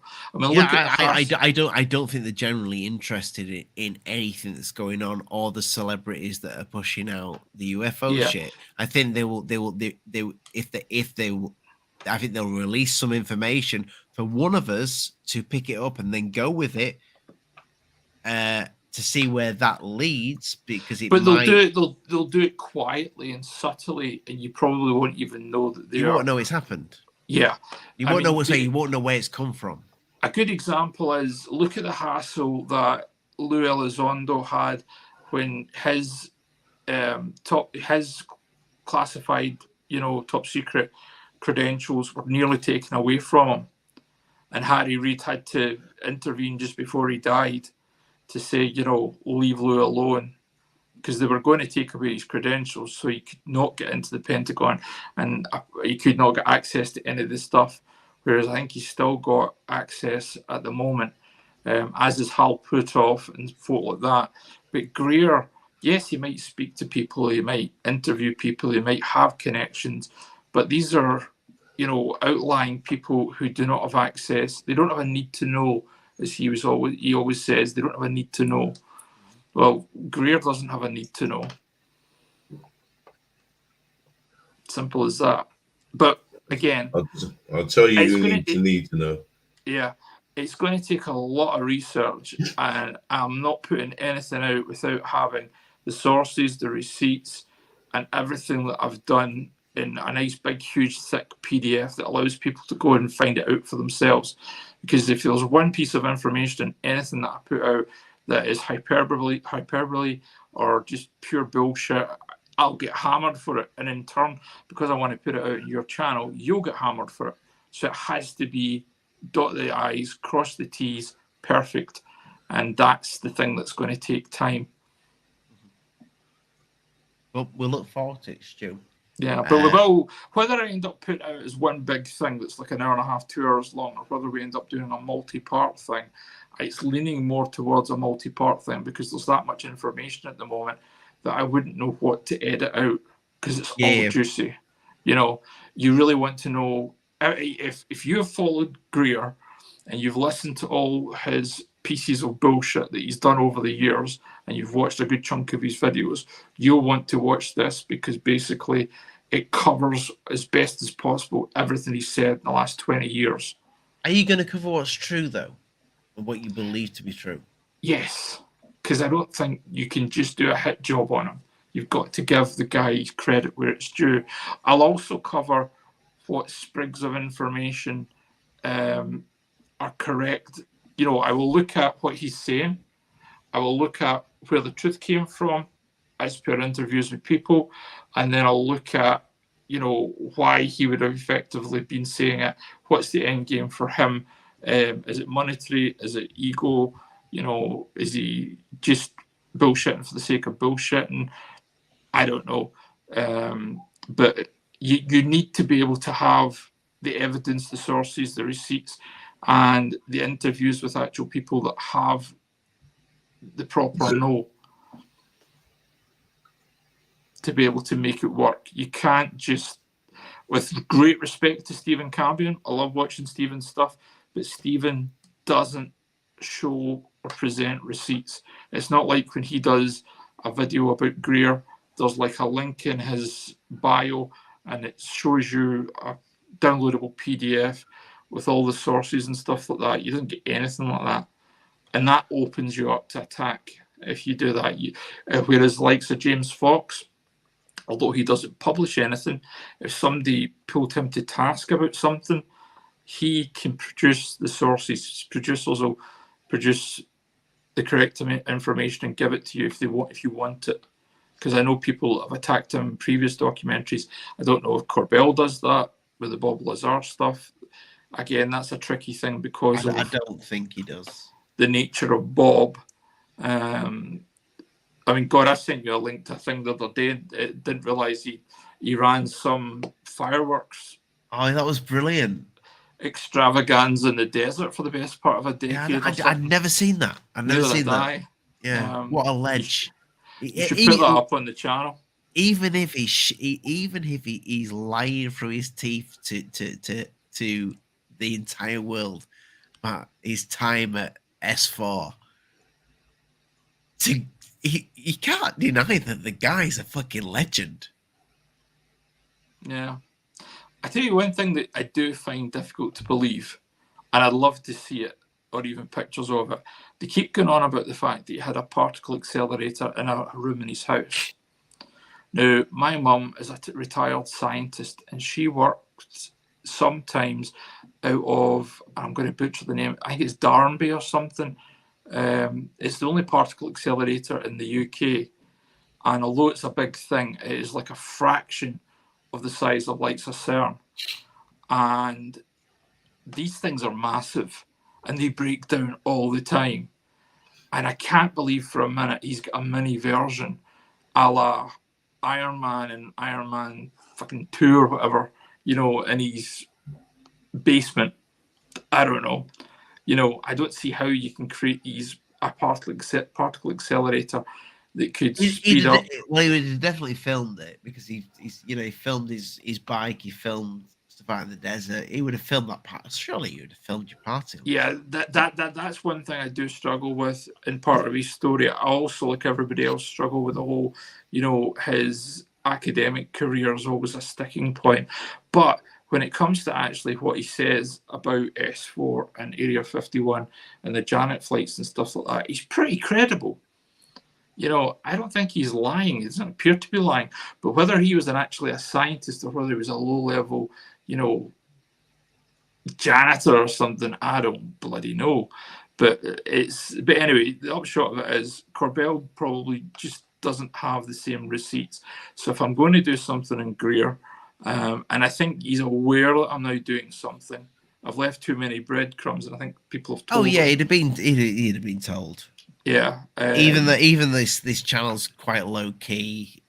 I'm pretty sure he's. And I'm even lower key. I mean, what I do, like I've only got a very, very small presence on YouTube apart from coming on here and chatting. My stuff's video editing, so I mean I'm very low key. I've got a very small audience, but I just think it's that's a hint, doing. People. The channel's in the description. Yeah. Go subscribe to Stuart Little. Yeah. And watch my videos. I need to get over the 4,000 hour mark. Yeah, there you go. To get monetized. But anyway, no, the upshot of it is I don't like the fact that he bullshits folk and makes money off them. That leaves a bad taste in my mouth. And I think if he's lying about stuff and I can catch him out on it and prove it without. Well, you've got one interview under your belt so far. Yeah, the Clinton Library. And what they said was very interesting. Very interesting indeed, because they have all the memos and diaries from the whole of Clinton's presidency. Every single person, and they even have the diaries of the off-the-book stuff. They still kept a record of like what would be marked down as executive time or like a private meeting or whatever, where they didn't want to say who was coming into the Oval Office. They've got all that. And as easily say, as far as I've been told so far, Greer got absolutely nowhere near the Oval Office. Well, there's a certain interview that I'm really looking forward to. Is that the musical one? Yes, that's the musical one. Right. I'm hoping that it was supposed to happen in January, then it was supposed to happen in February. We're now in halfway through March. I'm kind of hoping I bag them by April. And don't mind saying it's Billy Gibbons, but he's a very hard man to get a hold of for an interview. Yeah. Well, it can't be that hard, you know. Stephen met him. No, just from that's true. But you got to go and sit at an airport and just quickly go by and say, "Hey, Billy, come to a dumb alien thingy bobber and come watch all this medical." I mean, that's another thing. He goes on about these, like, he visited this lab and it had like the ability for them to grow back limbs and stuff like that. I think he said something along those lines, paraphrasing him.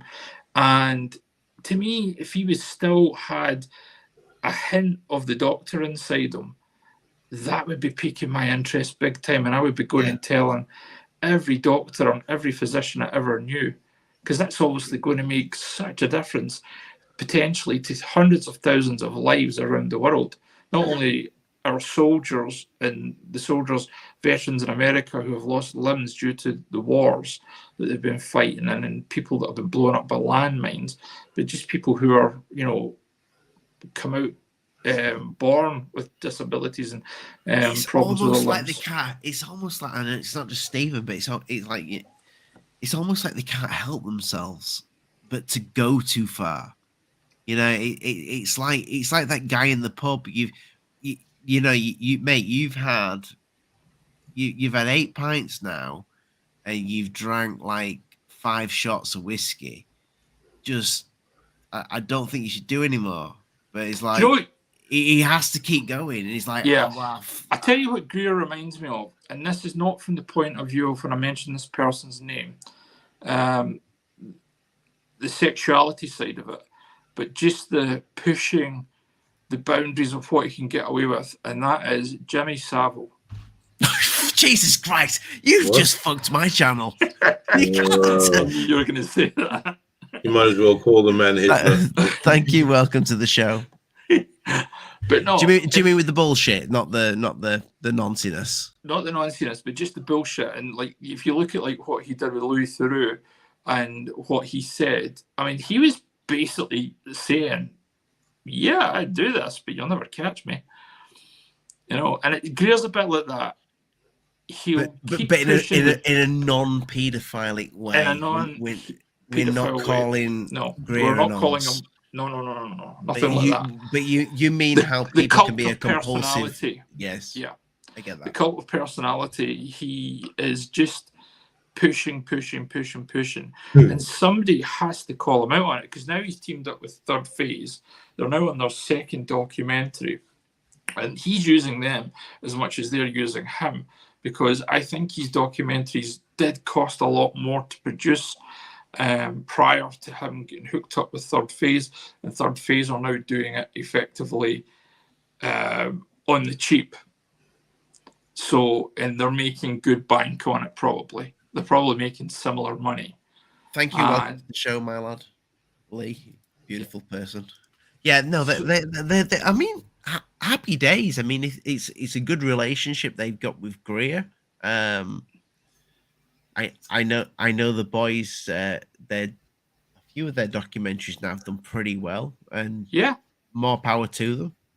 You use a wee bit too much stock video from my taste, but that's a video editor's taste. There's quite a bit. No, but we were in at the time though, Stu. We were in lockdowns, so you know we can. I haven't watched the recent one though, so I don't know if.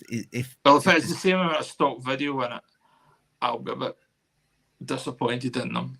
So I think from what I've seen on the trailers, there's a bit more out and about. Yeah. So yeah, with Greer wandering around Washington and stuff. I am going to watch it this weekend, I think. Yeah. Well, remember to say to Hidden whether he's been mentioned or not. Because he'll watch it before I will. Hidden, my lad, just before we go, I want to play this again that you put out today, because I find it fucking interesting as hell. But you was pointed in the direction of this, and not many people are picking up on it. But the new drone takeout has a UFO that is a little bit of an Easter egg that is plain in sight. So I'm gonna bring this up for right now. And if anybody is just joining the show, make sure you subscribe before you've even heard 10 words out of my mouth to support the channel, because we need to get it to 10,000 subscribers this year so we can get some t-shirt advertisements below. Right, Ollie, before you hit play, I'm going to bail out because my dog is about to go nuts again like last week. So Hidden, it's been a pleasure. Ollie, as always. Everybody else, have a good evening, and I will leave and let you watch this. It's really cool. We'll probably see you again in the next few weeks, Stu, because you come on. You know, it's at least once a month. It's like a monthly Stu-universe. Two weeks in a row. Need to maybe have a break next week. We'll see. Right. No catch you. See you guys. Mate. Bye. Bye. See you, man. See you.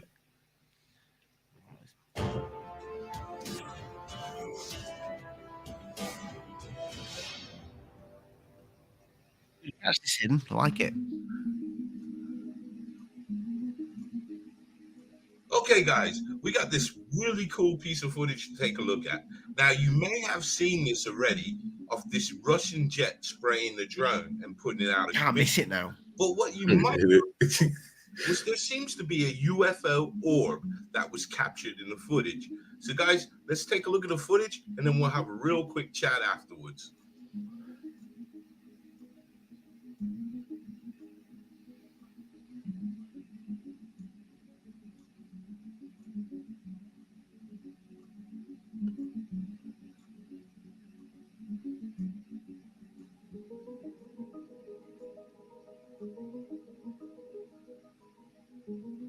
So, guys, here's what I know about this footage.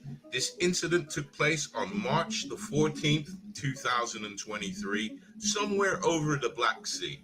Now, we're not going to pay too much attention to the ins and outs, because in the footage, and it speaks volumes, we can see this white orb, and it seems to be following the plane. But then it just goes on its own course. Now, I wonder if it's looking to see how the jet fighter will interact with a smaller object, because like we do theorize that some of these orbs that we are seeing could be intergalactical probes, sort of like what the US government had hinted. And also, what is very fascinating about this footage is it is clearly there. And the Pentagon had reviewed this footage on releasing the footage, and they have seemed to miss this. Or have they let it slide as a little Easter egg? But guys, what do you think? So until next time, stay blessed and keep safe.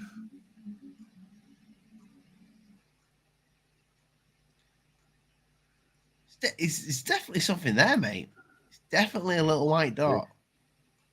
And I like I say, I did wonder if it could be the wingman, but I don't know if it would be white. Would it be white or would it be black?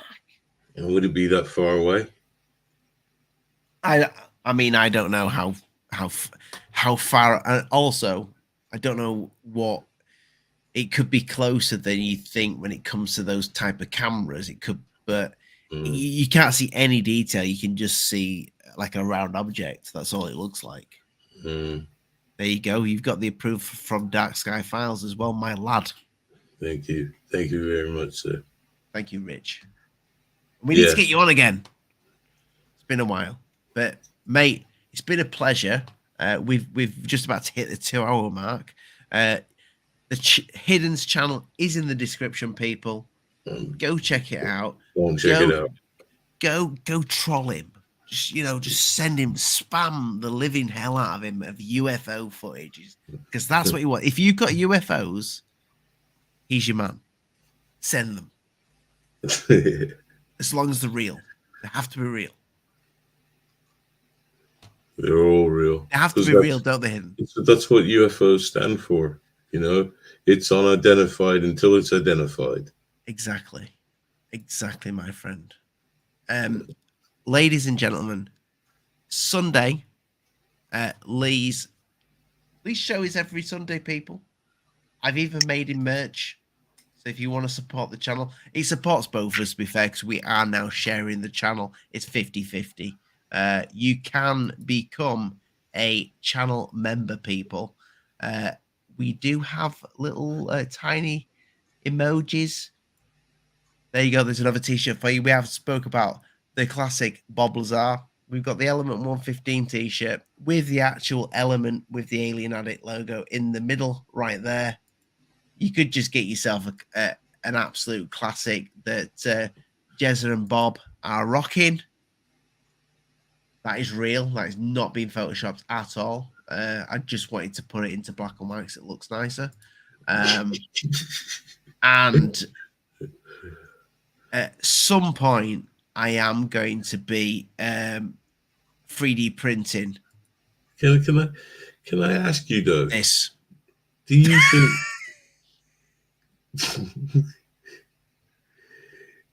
I've hit the wrong thing there. Can you ask me what? Do you think those are the two right kind of people you want to promote your merchandise? Absolutely, yeah. If I can get Jezzy and Bob promoting my t-shirts. How come he ain't got his serial? Yeah, how come you got a picture without him with them serial killing glasses on? Who, Jeremy or Bob? Bob. Don't Bob wear glasses? Oh, does he? Oh, yeah, he does, doesn't he? I don't know. He might have contacts on that day. But those glasses, they're what commonly worn by all the serial killers. You can't say that. It might be his favorite pair of specs. That's what the others said. That's what Ted Bundy said. Well, I don't know much about serial killers. I did watch the Jeffrey Dahmer series, and I got quite hooked. I got quite hooked on that. It was awesome. It was very horrible, but it was a good series. It was good. I was going to say I feel sorry for the victims and their families. Oh yeah, definitely. You know, but it was well done. It's well Very presented. well done. Sunday, people, make sure you get ready because it'll be 9 p.m. UK time. 4 p.m. Eastern. Lee's show, Project Bluebeam. And I think the title's going to be What is Project Bluebeam? So there you go. It's going to be all about the blue and the beam. Good night. God bless, people. Mind the bugs don't bite. Check out the links in the description. If you want to support the show, if you want to go and check out these beasts of men that have been on there, I'm sure they'll appreciate it. And guess what? You'll become a better person for subscribing. Good night. Mind the bugs don't bite. Good night.